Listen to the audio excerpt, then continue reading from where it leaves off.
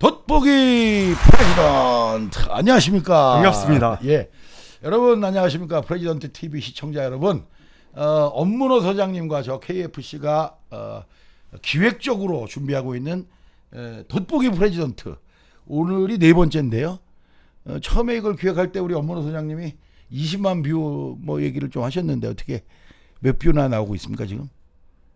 지난 건 잘 모르겠고요. 오늘이 바로 D-Day입니다. 오늘이 20만 D-Day다. 뷰의 D-Day. 오늘, 만약에 안 되면 KFC 안 되면, 책임 아닌가요? 저 책임이에요? 야, 이거 이렇게까지 저를 이렇게 몰아붙이시다니. 자, 오늘 이 돋보기 프레지던트가 뭐냐? 하나의 주제 가지고 집중적으로 보는 거지 않습니까? 오늘 주제 뭐죠?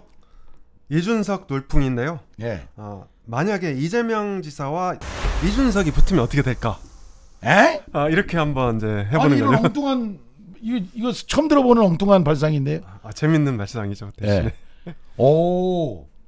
자, 그러면은 오늘 그 SNS에 막 뭐가 돌았어요. 네. 보셨죠? 네. 저도 아침부터 그걸 여러 개 받았는데 그 결과가 나왔습니다. 이제 이게 실제인지 아닌지는 솔직히 잘 모르는 거죠. 확인이 안 된 거죠. 예, 확인이 안 됐는데 그러니까 어쨌든 누군가 의도적으로 흘렸을 수도 있고 예. 원래는 흘러나오면 안 되는 거니까. 예, 예. 근데 어쨌든 오늘 SNS에 지금 돌고 있는 그걸 보면 종합 순위와 당원 순위가 나왔죠. 그렇죠. 자, 그 종합 순위는 누가 1등 했나요? 자, 보시죠. 예. 이렇게 준비했습니다. 예. 여기 뒤에 준비되어 있었네. 네. 그러니까 종합 순위로 이준석이 1위 41%, 2위가 나경원, 3위가 주호영, 홍문표, 조경태 이렇게 해서 1, 2, 3, 4, 5위가 나와 있는데 그럼 당원 조사가 약간 좀 다르네, 그죠? 그렇죠. 그러니까 종합 순위는 당원 조사와 여론 조사를 절반씩 한 거죠.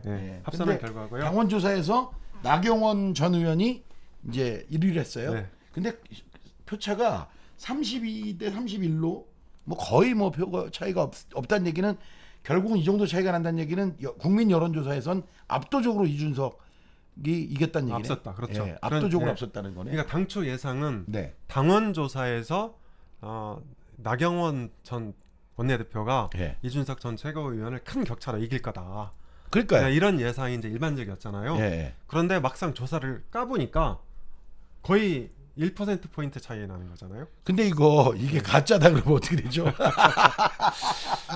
글쎄 가짜다 그러면 누군가 의도적으로 흘린 거다. 의도적으로 흘린 거죠. 그리고 이럴 수도 있어요. 여기서 나경원, 이준석을 빼고 3, 4위가 전부 다 보수 성향 후보들이잖아요. 그렇죠. 3, 4, 5. 주호영 전 원내대표, 조경태 의원, 홍문표 의원. 그래서 저 표의 어떤 응집력, 결집을 노리고 일부러 흘린 게 아닌가. 이런 예측도 일각에서 나오고 있어요. 그러니까 어차피 저 사람 떨어질 거니까 이 표가 한쪽으로 몰린다. 그렇죠. 그러면 그렇게 따지면 그게 맞다면 뭐 나경원 전 의원이 흘렸다라고 만약에 얘기할 수도 있겠네. 그렇다면. 그래서 두 가지 가능성이 다 있는데 나경원 전 의원 측에서는 이런 결과가 나갔을 때 2위 후보로 그러니까 나경원의 그렇죠. 그러니까 2위 후보로 보수표가 몰릴 것을 기대하고 뭐 이렇게 흘렸을 수도 있고요. 아니면 또 이 여론조사에서 밴드웨건 효과라는 게 있잖아요. 그렇죠. 뭐 1등한테 개나 소나 다 붙는 현상. 그걸 이제 밴드. 야, 우리 엄중하게 모든 걸 말씀하시는 분이 오늘 개나 소나 다 도개걸 이렇게 합시다 앞으로. 좀 문자를 써서. 그래서 도개걸이 다 붙는다. 이준석 쪽으로. 그러니까 이제 두 가지 해석이 다 가능한 거죠. 그러니까 이게 지금 사실 오늘 저희들이 이 데이터를 놓고 찍습니다만 오늘 이게 아침부터 SNS에 뭐 주구장창 돈 거예요. 저도 뭐 여러 군데서 받았는데. 어쨌든 이걸 사실이라고 일단 전제하고 저희들이 분석을 해드리고 있습니다.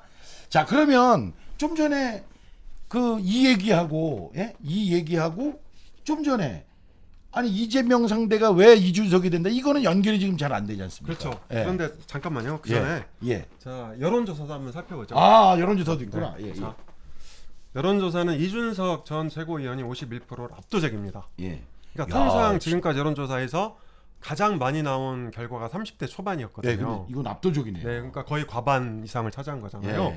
그리고 이제 나경원 전 원내대표 26%, 주호영 전 원내대표 9%. 근데 주호영 전 원내대표 9%는 상당히 충격적입니다.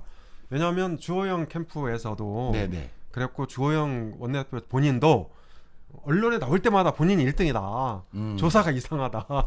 이런 얘기를 계속 했거든요. 근데 9%밖에 안 나왔단 말이에요. 그래서 상당히 충격에 빠져 있지 않을까. 네. 그리고 이제 홍문표 5%, 조경태 3% 이런 차이입니다. 야. 자, 이런 여론조사는 이렇고요.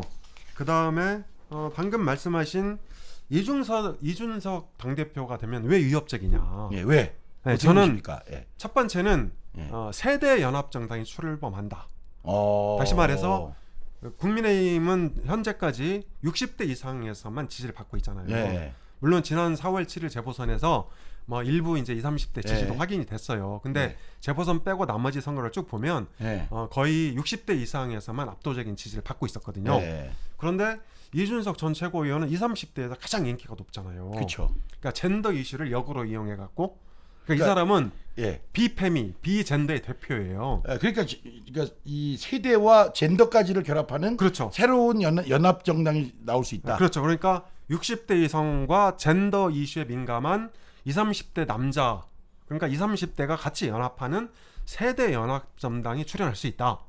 이렇게 되면 민주당이 40대와 50대에서 고립될 수가 있어요. 근데 저는 정말 우리 업무로 소장님 평가가 맞다면 저는 참 기분이 좋아요. 왜냐? 고립되는 게 좋아요? 아니 고립 왜 그러세요? 그게 아니고 선진국형 정당들을 보면 어떤 정책을 가지고 이렇게 연합이 되잖아요. 네. 근데 우리는 그저 너 민주화 투쟁했냐 안 했냐, 너 옛날에 빵에 갔다 왔냐 안 갔다 왔냐, 주로 이런 거 갖고 따지는 정말 이 구태한 사회에서 그것이 어쨌든 상대당이라 하더라도 구체적 정책으로 이렇게 세대가 연합하거나 어떤 이슈를 가지고 이렇게 선거에 나선다. 이거는 저는 상당히 선진국형, 그러니까 독재 국가를 벗어난 지 이제 오래되니까 이제 새로운 선진국형 모델이 나오는 게 아니냐는 그런 생각이 들어서. 그러니까 민주주의가 한층 더 발전된 그렇죠. 그런 상태다. 근데 근데 이제 조금 아쉬운 점이 있다면, 그러니까 이 젠더 문제를 역으로 이용했다. 그러니까 이준석 전 최고위원은 과거 10년 동안 젠더 이슈를 갖고 역으로 활용했어요. 근데 물론 역으로 활용했다는 게 결국은 한쪽 진영에서 봐서 그렇지 본인의 주장일 수도 있는 거잖아요. 그렇죠. 물론 이제 그럴 수도 있고 또 사실은 정치권에서는 젠더 이슈를 역으로 활용하는 사람이 아무도 없거든요.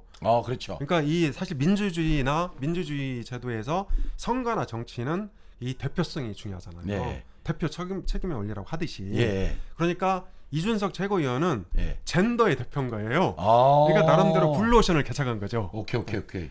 그런 면에서 세대 연합 정당 출연 가능성 이걸 이제 짚어볼 수 있을 것 같고요. 그 다음에 이준석 당 대표가 되면 국민의힘에서 조기 선대위가 출범할 수 있다. 그러니까 이준석 전 최고위원이 이 김종인 의원하고 굉장히 가까운 걸로 알려져 있거든요. 맞습니다. 그래서 이 이준석 전 최고위원이 틈나는 대로 자기가 당 대표가 되면 김종인 위원장을 다시 모셔서 선대위를 조기에 발족시키겠다 이렇게 주장을 계속 했었어요. 맞습니다. 이렇게 되면 민주당이 굉장히 위협적인 그런 보수 정당이 새롭게 세팅되는 거죠.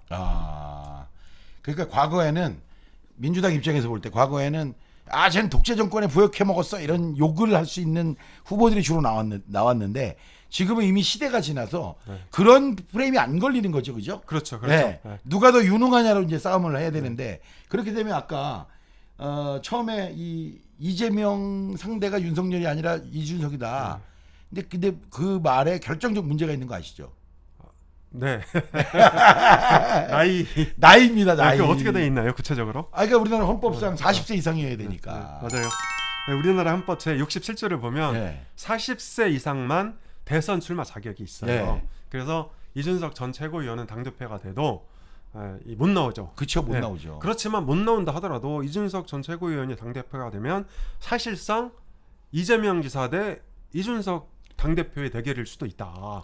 프레임에 따라서. 그래서 민주당으로서는 백약이 무효인 상태가 생길 수도 있다.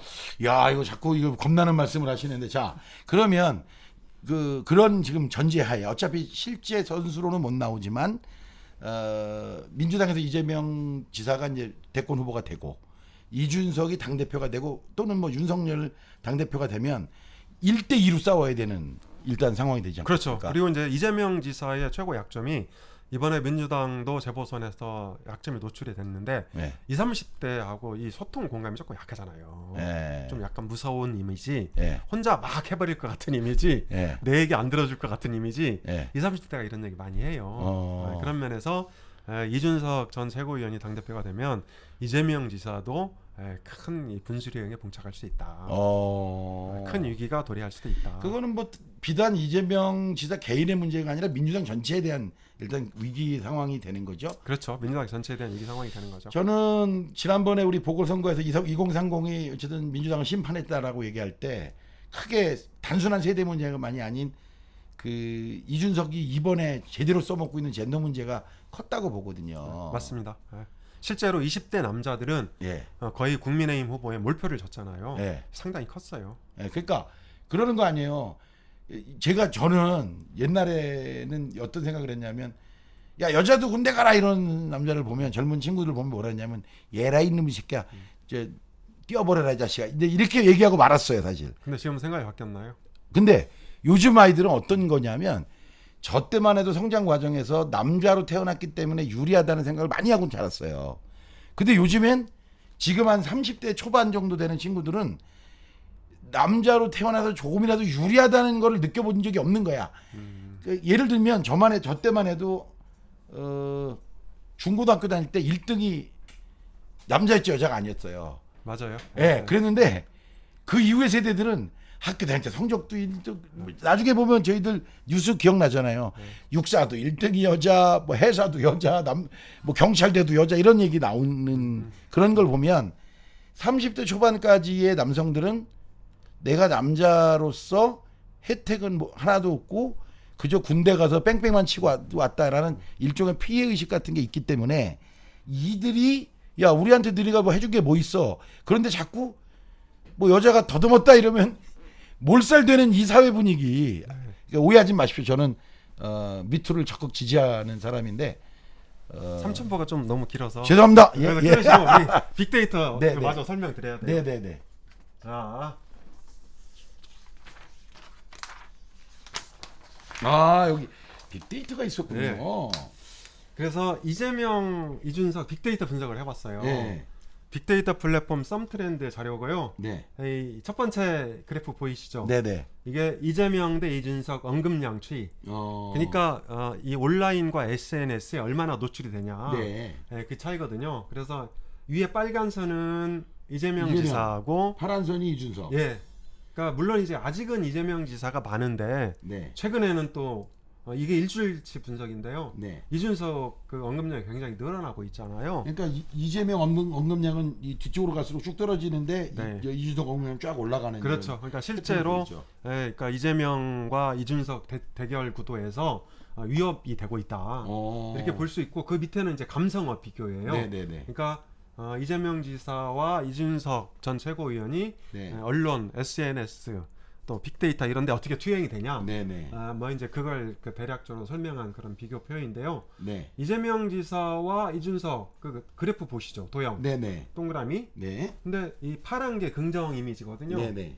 이준석이 훨씬 높아요. 38%. 33대 38. 38. 그리고 부정도 이재명 지사는 42고 이준석은 38. 이것도 이제 이준석이 좋은 거죠.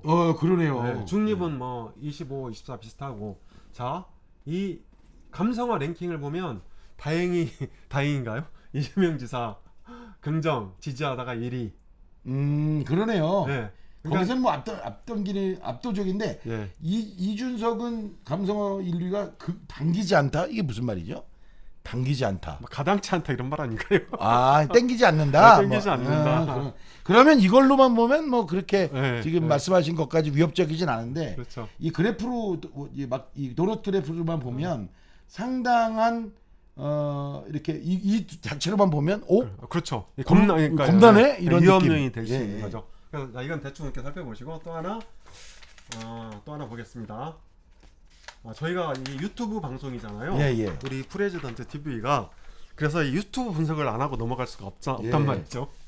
그래서 유튜브 분석을 해봤는데 이것도 일주일짜리입니다. 그러니까 콘텐츠 추이인데 이재명 지사는 일주일 동안 동영상 수가 129개였어요. 네? 129개밖에 안 됐어. 일주일 동안. 어떻게 그러죠? 예. 그런데 이준석 동영상 수는 무려 307회나 되는 거예요.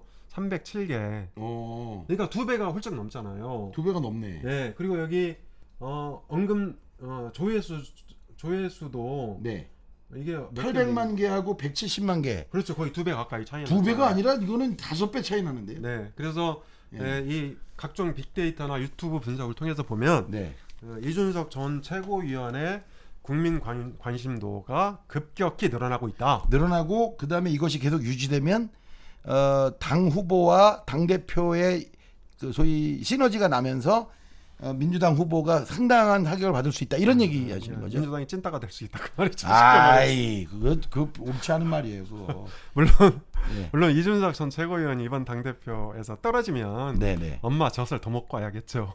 자, 오늘 돋보기 프레지던트 우리 엄문호 소장님 주제는 이재명과 이준석의 대결이라고 썼지만 사실 직접 대결은 불가능하고요. 법적으로 헌법에 나이가 안 되기 때문에 30대 보수당의 당대표가 나온다. 야, 이거는 사실 우리나라 대한민국 정치 역사에서 뭐 거의 핵폭탄 같은 그렇죠. 그런 사건이 될 확률이 높아지고 있고. 혁명 이상의 혁명이죠. 예. 오늘 어쨌든 뭐 사실인지 아닌지는 모르겠지만 돌아다니는 SNS에는 이준석이 여론조사에서 압도적으로 이기고 당원조사에서는 조금 져서 결국 전체 조사에서 1등을 했다. 그 컷오프 통과를 1등으로 통과했다 이런 것이 돌았습니다. 오늘 이걸 가지고 오늘 여러분들께 돋보기 프레지던트로 과연 이준석의 돌풍이 민주당의 경선 또는 대권에 어떤 영향을 줄까? 그래서 제목을 이재명과 이준석의 대결 뭐 이렇게 좀 잡아봤는데 오늘 저 자료 준비해 주셔서 고생하셨고요. 자, 이번 6월 11일까지 이어지는 이 국민의힘 국힘의 당내 경선 한번 관심 있게 보시고 이 국힘 경선의 결과가 우리 대권 이번 경선에 어떤 영향을 줄지 한번 여러분들도 관심 있게 봐주시면 고맙겠습니다. 자, 오늘 돋보기 프레지던트는 여기까지 마치겠습니다. 고맙습니다. 감사합니다. 예, 감사합니다. 수고하셨습니다.